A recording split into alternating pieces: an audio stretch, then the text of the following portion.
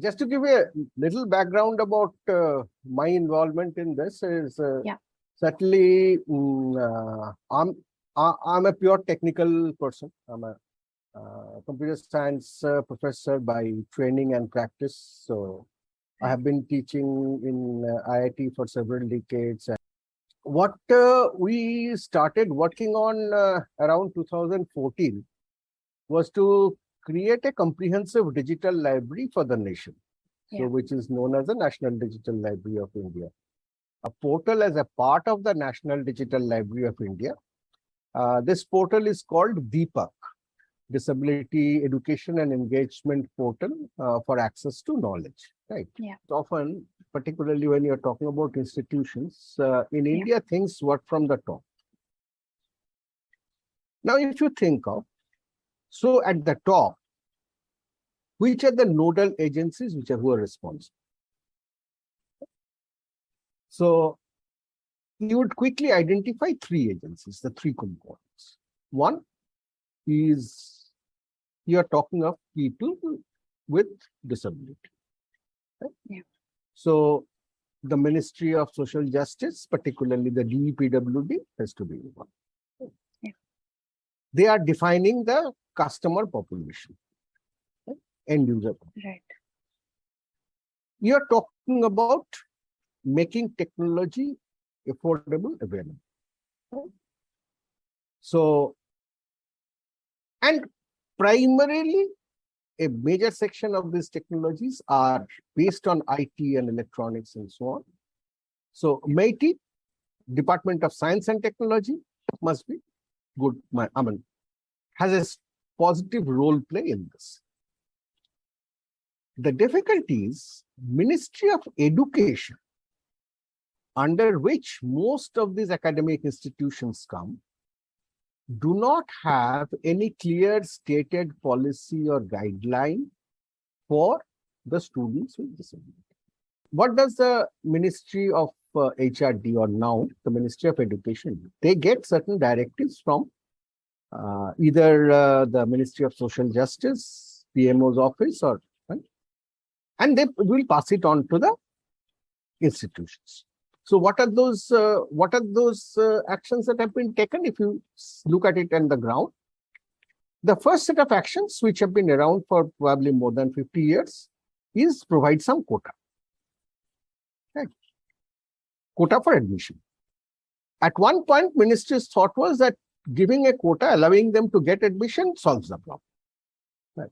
First, no program subsequently of how do you mentor the students, how do you help the students in terms of coping with the actual academics they need to perform.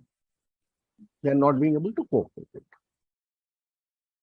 So SCST Commission, which is far more active than others, they came in and they really did a strong advocacy to introduce that such students after admission will have to be provided with certain remedial courses to specially take care of those. Right? So that they can cope.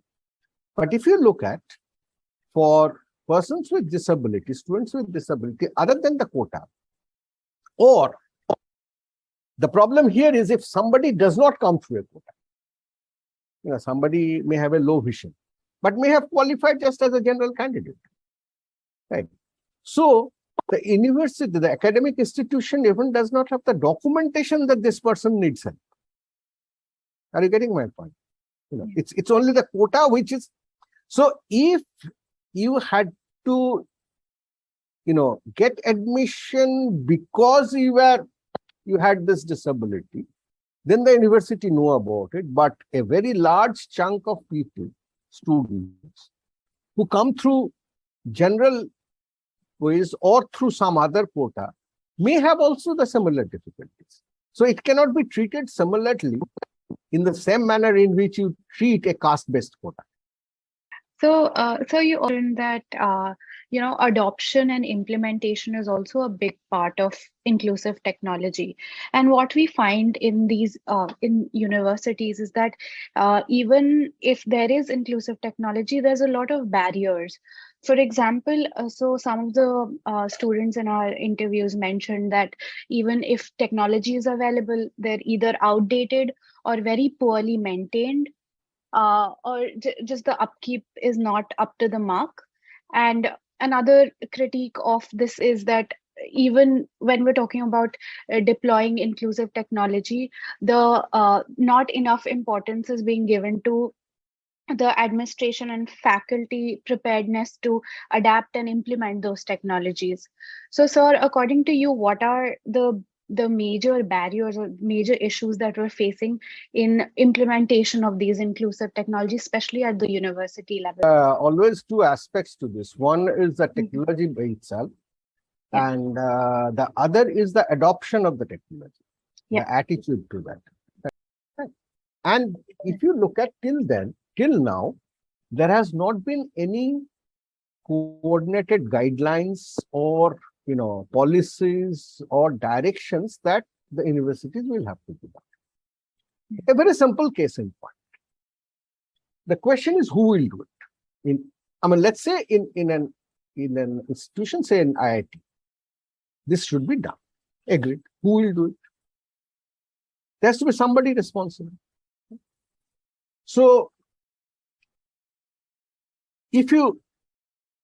does it mean that IITs do not have students with a disability? They do have.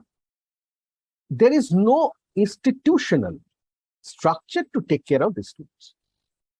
Are you getting my point? So the institution's point of view often is that, well, there's some disability, so hospital is there, go to the hospital. Now, the fact that you cannot equate illness or disease with a disability or the care needed for the disability is not even recognized by most of the institutions. When we talked about, at times we have talked about number of learning disabilities, then certainly the response was, these are not,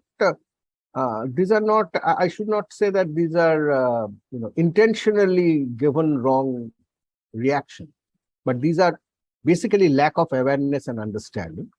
So the response most of the universities give is, most of the universities now have a counseling center. So students should go to the counseling center and get help. But it is all different from the hospital or the counseling center where you can do this.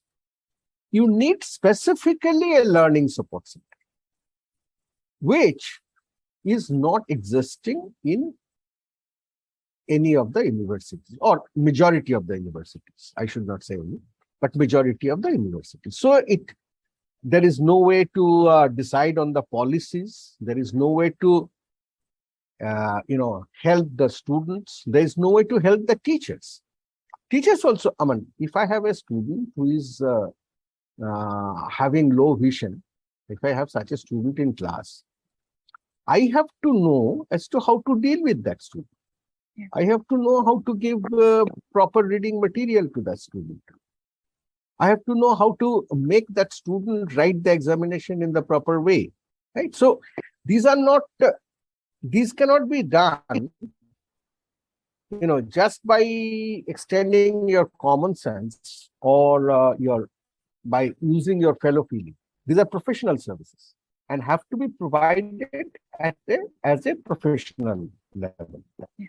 So I feel that there is a major need across the country to instruct the institutions to set up learning support center for students to take care of all kinds of disability and be a bridge between the administration, the disabled student, the teacher, and the ministry. That was the last question from our side. Also, sir, if you would like to add on anything else, anything that we might have missed about your work or about this theme, or any general suggestions that you might have for us, so could you please tell us? The basic point is think about what we can do together for this cause. Right. But I mean, can we pick up some of these problems ourselves, particularly in the area of awareness and, for example, you're talking to so many different people, different stakeholders. Is it possible to create a very basic blueprint of a policy document?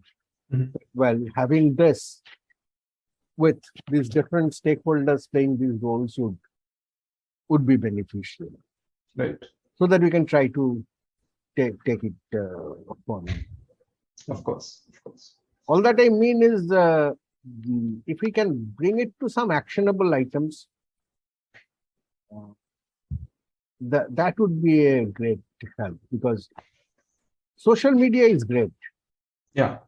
But one major disconnect is in these issues. The section of people whom we want to influence, whom we need to influence, probably do not get governed by social media that much. Right. For So much, joining, sir, sir. for your It was time. lovely talking to you. Sure. Thank you, sir. Bye. Okay.